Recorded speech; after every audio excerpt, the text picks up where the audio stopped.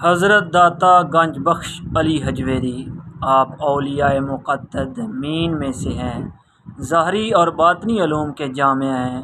آپ کا مزار اقدس لاہور میں زیارت گاہ خاص و عام ہے۔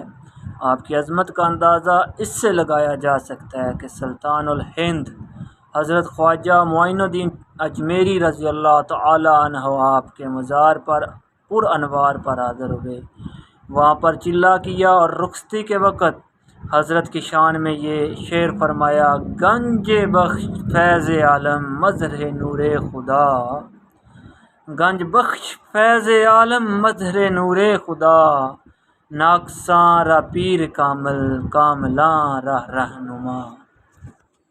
علم غیب کے بارے میں حضرت کا عقیدہ جاننے کے لیے مندرجہ ذیل واقعات ملاحظہ ہوں۔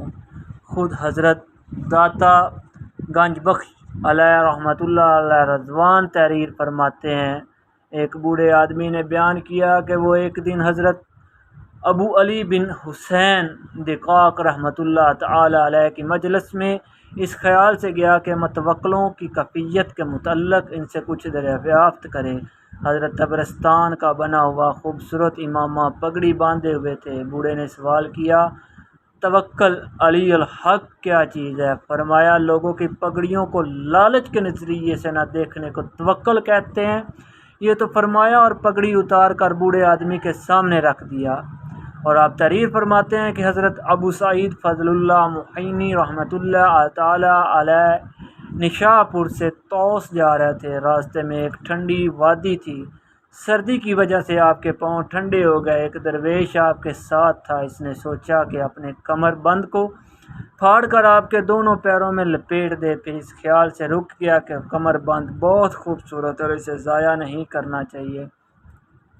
طوس پہنچ کر وہ درویش آپ کی خدمت میں حاضر ہوا اور پوچھا، وسوسہ اور الہام میں کیا فرق ہے؟ آپ فرمایا کہ کمر بند پھاڑ کر پاؤں پر لپیٹ دینے کا خیال الہام تھا اور جو چیز روکنے والی تھی وہ وسوسہ تھا۔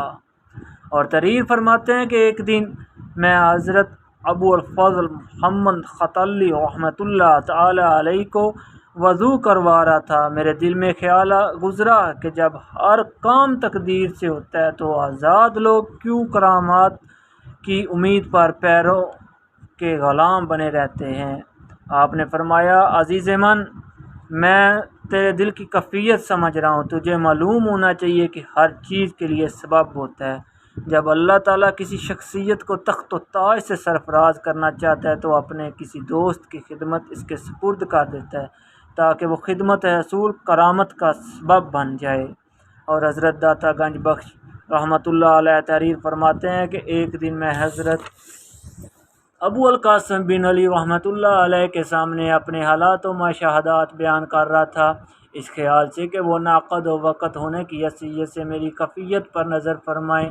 وہ نہایت توجہ سے سن رہے تھے۔ میں نے پندار تفلیح اور زور جوانی میں بیان کو تول دیا اور دل میں سوچا کہ غالباً یہ بزرگ ان مقامات سے نہیں گزرے ہوئے ہیں، ورنہ اس انہماک اور نیاز مندی سے نہ سنتے۔ انہوں نے میرے دل کی کیفیت کو سمجھا اور فرمایا، جانے پدر، میرا خضوع اور انہماک تیرے لیے یا تیرے احوال کے لیے نہیں ہے بلکہ اس ذات کے لیے ہے جو خالق احوال ہے۔ یہ چیز ہر طالب کو پیش آتی ہے، تیرے لیے کوئی خصوصیت نہیں۔ یہ سن کر میرے ہوش اڑ گئے۔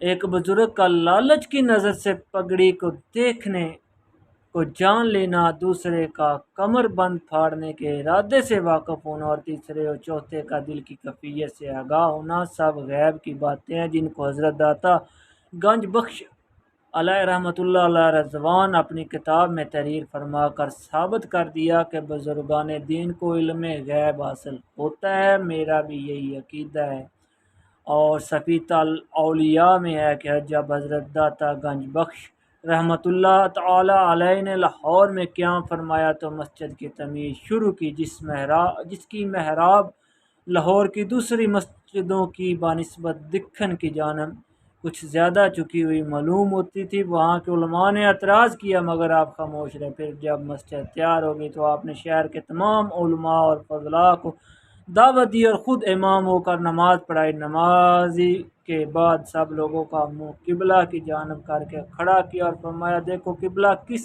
طرف ہے۔ یہ کہنا تھا کہ فوراً سب لوگوں کی نگاہوں سے سارے حجابات اٹھ گئے، کعبہ معظمہ سامنے ہو گیا اور اسے ہر ایک نے اپنی آنکھوں سے دیکھ لیا۔